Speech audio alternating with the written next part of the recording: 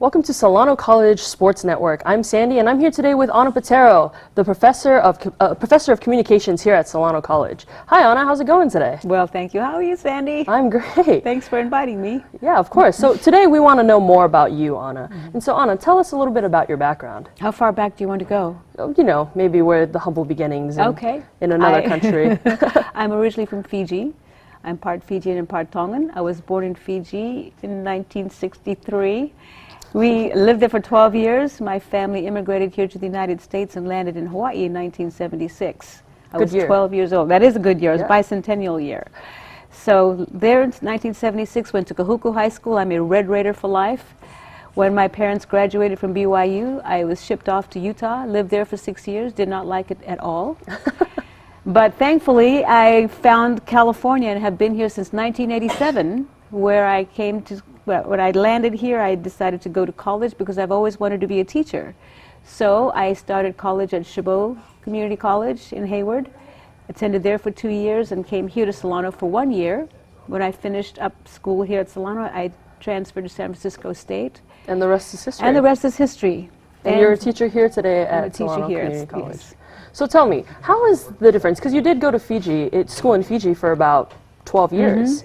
And so what's the difference in schooling there versus here in the United States? Fiji, we were colonized by the British, so it's two different, very distinct educational systems. For one thing, we had to wear uniforms in public schools. Here, you wear uniforms in private schools, and you can wear whatever you want to in the public schools. We were just transferring to the metric system when we came here, so I'm still the inches and the pounds and the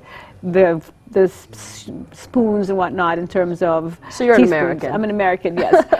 In addition to that, the education system there was very different. It was based on competition because they understand that life is a competition. So for every class, every grade, you have to sit an exit exam before you can get to the next grade. And if you fail that exit exam, you're repeating the class. So it's not unusual to have 18, 19, 20-year-olds finishing high school because they failed the exams. And then when you get to the high school system, during your 10th, 11th, and 12th years, you sit an exit exam and the entire country gets to see the results because they're published in the newspaper. No pressure or anything. No pressure, yes. And so everybody knows if you've passed or you failed. The great thing about that is within their educational system, you have two paths. If you want to learn a trade, there's a vocational track that you can take. Okay. If you want to go to university, college, university, there's an academic track that you can take. So the wonderful thing about the educational system there is that the understanding that not everybody wants to go to college, but you're prepared for both. So you can graduate from high school and go right into a career or start a business. You can graduate from high school and go to the university and study academics there. Well, that does make sense. So Anna, tell me, you are a teacher here at Solano Community College. In that aspect, do you implement any of your Fijian roots here in your courses here? And how does that work and how does that affect your students? Fairfield is the most diverse city in the entire country. And I think my background, my international background, brings a different perspective to my classes. So understanding what life is like outside of the United States, because many of our students have never been out of Fairfield. Many of them have never been out of Vacaville or Solano County. So getting a different flavor, if you will, a different perspective, gives them, I think, a broader understanding of what communication would be like in different cultures. For example, in my culture, eye contact is not good. Yeah. We're a very hierarchical culture. So if you have a higher rank, you can look at me and I have a lower rank, I can't make eye contact with you. Yeah. But in the United States, eye contact is really important, as Walt Whitman says, right? The eyes are the windows to the soul. Of course. So those are the things I bring into the classroom. It's very different from what they have here. I also teach students that it's important to compete. Punctuality is important. It's important that when you go to apply for a job, you're competing with other people. So that a sense of competition is really important. So you're essentially churning out students to either contribute to our society or become workers in our society and things of that nature. So what you're trying to do is just build up our system. The practical aspects of what college is, yes. That's so when you get to the university system, you're understanding why things work. Of course. And the community college level, you're understanding how things work and you actually put it to practice. That does make sense, yes. Yeah. So, Anna, I hear that you are a huge football fan. Yes.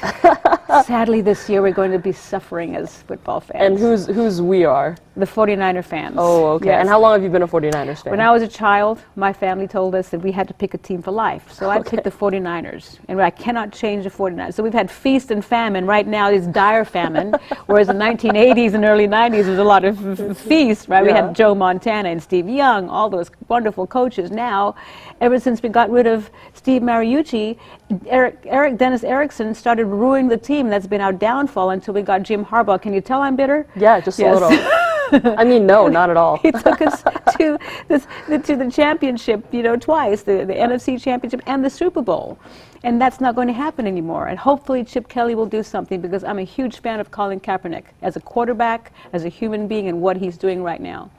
Fantastic. All right. Well, you're super passionate about that one.